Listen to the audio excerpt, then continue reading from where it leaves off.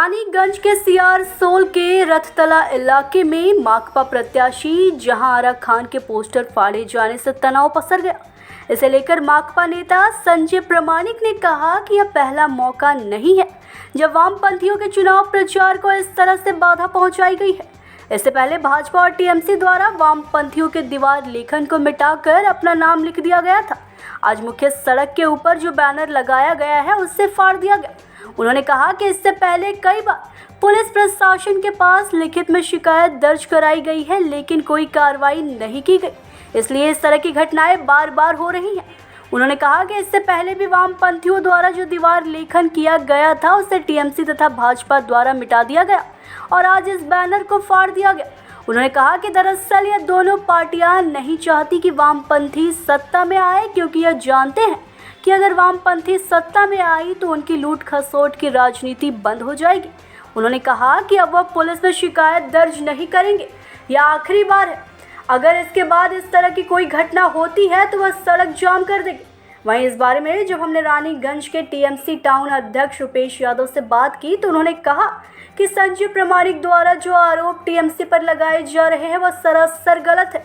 रुपेश यादव ने कहा कि संजय प्रमाणिक कभी अपने एसी कमरे में से बाहर नहीं निकलकर राजनीति नहीं करते। अगर वह ऐसा करते तो उनको पता चलता कि जिस ऊंचाई पर वह बैनर लगाया गया था उस ऊंचाई पर कोई भी गाय या बकरी उस बैनर को फाड़ सकती है। उन्होंने कहा कि बैनर फाड़ना तृणमूल कांग्रेस की संस्कृति नहीं है, यह वामपंथियों की संस्कृति है। उन्होंने कहा कि जब यहाँ पर वामपंथियों का राज था तब तृणमूल कांग्रेस के लिए बैनर पोस्टर लगाना या दीवार लेखन करना असंभव हो गया था। उन्होंने कहा कि वामपंथियों के पैरों तले जमीन नहीं है, इस वजह से वह इस तरह के बेबुनियादी बातें कर रहे हैं। रुपेश यादव ने कहा कि आज की तारीख में पुलिस प्रशासन मुख्य चुनाव आयोग के अधीन है। अगर ऐसा कुछ हो रहा है तो वह पुलिस में शिकायत दर्ज क्यों नहीं कर रहे हैं।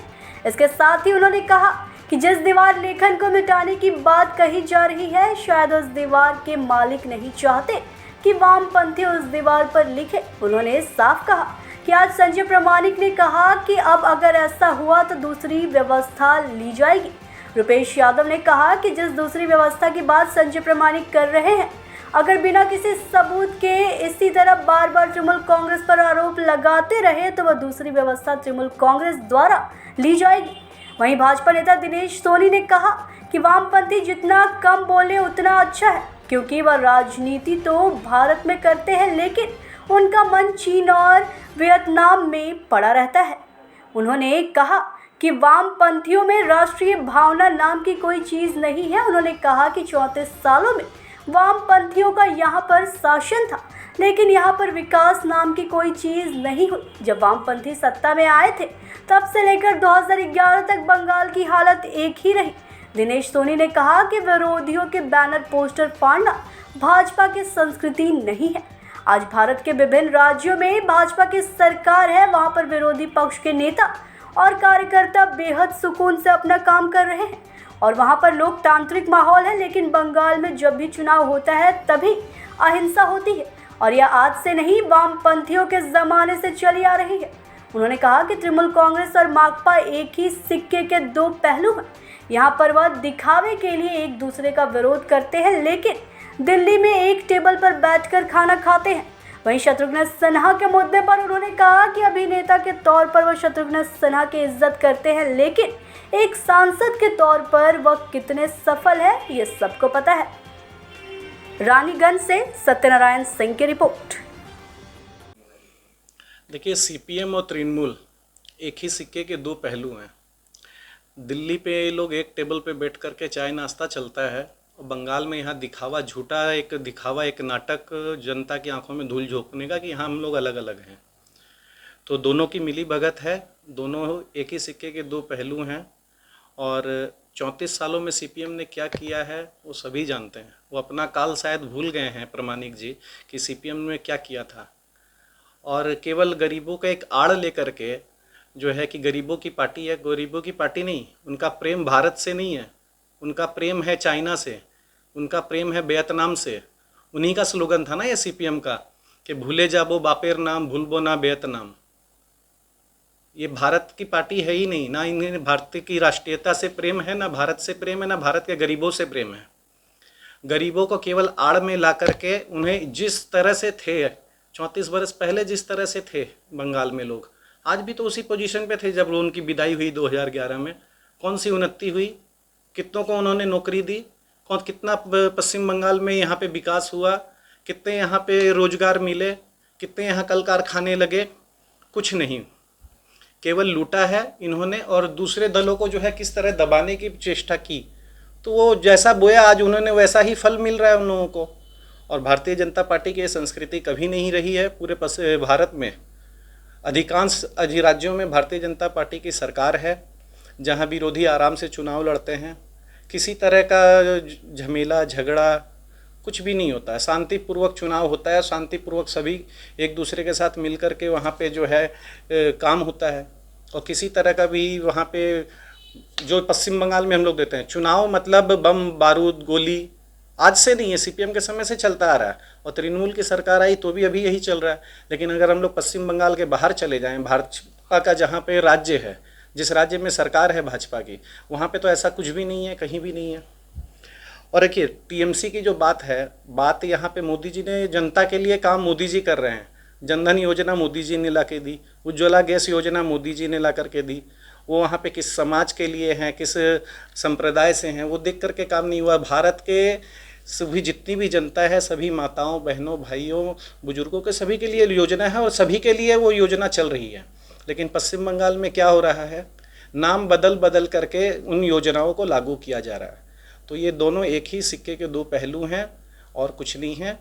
और यहाँ पे फिर से शत्रुघ्न सिन्हा जी जो उन्होंने कहा कि सांसद दिखते हैं, तो सांसद रानीगंज में आते हैं, सांसद कहाँ जाते हैं वो सभी को पता है। देखिए शत्रुघ्न सिन्हा जी को मैं एक रिस्पेक्ट करता हूँ एक अभिनेता के तौर पे, क्योंकि हम लोग बड़े हुए हैं उनकी पिक्चर देख करके, तो उनके बारे में विशेष नहीं बोलना चाहता। लेकिन सांसद के हिसाब से वो कितना सक्रिय हैं वो सभी जानते हैं।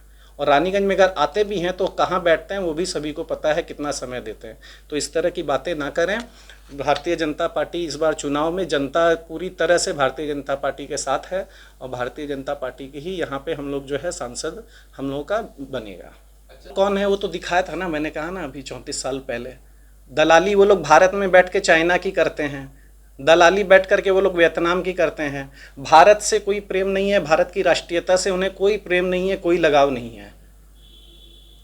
क्यों आप बात करो ना, आप जब उनकी सरकार थी, उनकी सरकार थी, भारत के लिए क्या किया? अगर वो अमेरिका का विरोध वहाँ पर चाइना में कुछ होता है तो भारत जवाब दो। भारत के समर्थन में एक काम भी सीपीएम का नहीं है। वो दलाली यहाँ पे भारत में रहते हैं, राजनीतिक दल यहाँ है, लेकिन दलाली चाइना की और वियतनाम की करते हैं। दिनेश सोनी, भारतीय जनता पार्टी, आसनसोल जिला प्रवक्ता। फाड़ा जा चुका है, ये आप भी कह रहे हैं। संजय प्रमाणिक जो बातें कह रहे थे वो लगते हैं एसी घर में केवल बैठते हैं, कभी फील्ड में उतरे नहीं हैं। अगर फील्ड में उतरे होते तो वो इस तरह की बात नहीं करते, अगर फील्ड में उतरे होते तो इस तरह का बात नहीं करते। मैं इसलिए कह रहा हूं कि हम लोग घूरते हैं, गली में घूरते हैं, मोहल्ले में घूरते हैं, गरीब लोगों की पार्टी अपने आप को बतला रहे थे।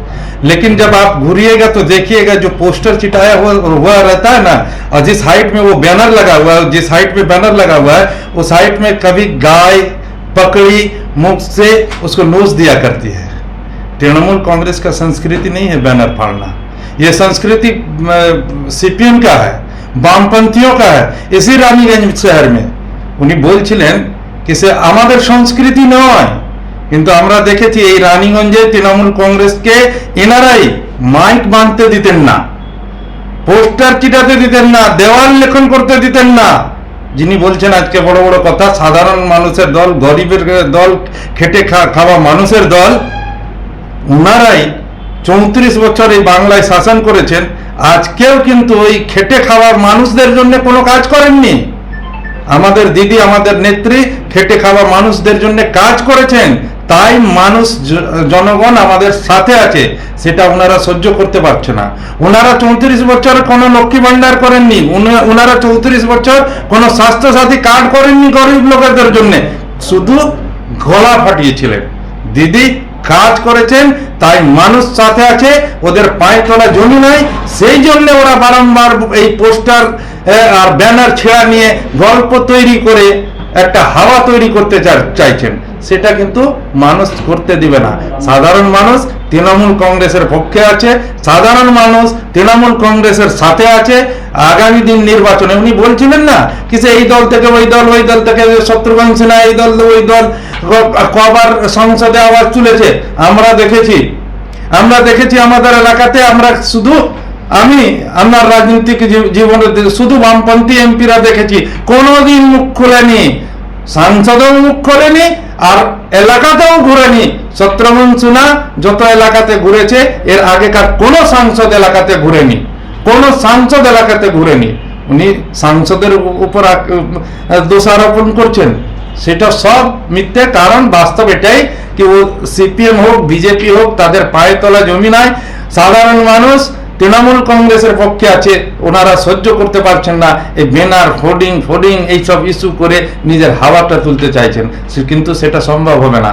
সাধারণ মানুষ তৃণমূল কংগ্রেসের পক্ষে। আগামী দিন যেদিন রেজাল্ট আসবে দেখবেন সাধারণ মানুষের রায়ে আবার পুনরায় আমাদের সাংসদ জয়ী হয়ে আসবে। अच्छा सर कहेंगे ऐसा हो सकता है कि से वहाँ पे टीएमसी का लिखा होगा, ये मैं देखा नहीं, आपके मुंह से मैं सुन रहा हूँ और जान रहा हूँ। ऐसा हो सकता है जो दीवार हो वो नहीं लिखने देना चाह रहा हो, ऐसा भी हो सकता है। अगर ये इस बात में सच्चाई है तो जिसकी दीवार होगी वो अपने दीवार पर वामपंथियों को लिखने देना नहीं चाह रहा होगा। नहीं तो जाके थाना में डायरी करे ना, आईन है, कानून है। जिसकी दीवार पर लिखा जा रहा है वो जाकर थाना में डायरी करे। आज तो बंगाल के प्रशासन के अंदर नहीं है सर, इलेक्शन कमीशन के तहत है। इलेक्शन कमीशन में जाए कंप्लेन करे अगर ऐसी घटना घटती है तो। आपके जरिए मैं वो सावधान कर रहे थे, आपके जरिए অন্য ব্যবস্থা নেবার কথা বলছিলেন উনি, অন্য ব্যবস্থা নিব। আপনার মাধ্যমে আমিও এটা বলে দিই, যদি উইদাউট প্রমাণ, উইদাউট এভিডেন্স, বিনা কোনো প্রমাণে বারংবার যদি তৃণমূল কংগ্রেসের উপর আরোপ আনা হয় তো উনি যে ব্যবস্থার কথা বলছিলেন বাস্তবে সেই ব্যবস্থাটা হয়ে যেতে পারে। ওনারা হারের ভয়ে সবসময় বলবেন কি তৃণমূল কংগ্রেস ব্যানার ছিঁড়ে দিচ্ছে, পোস্টার ছিঁড়ে দিচ্ছে।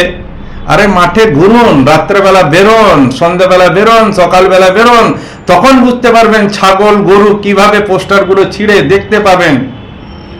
अच्छा সব ক্যামেরা আছে, সেই সিসিটিভি ক্যামেরাগুলো দেখুন।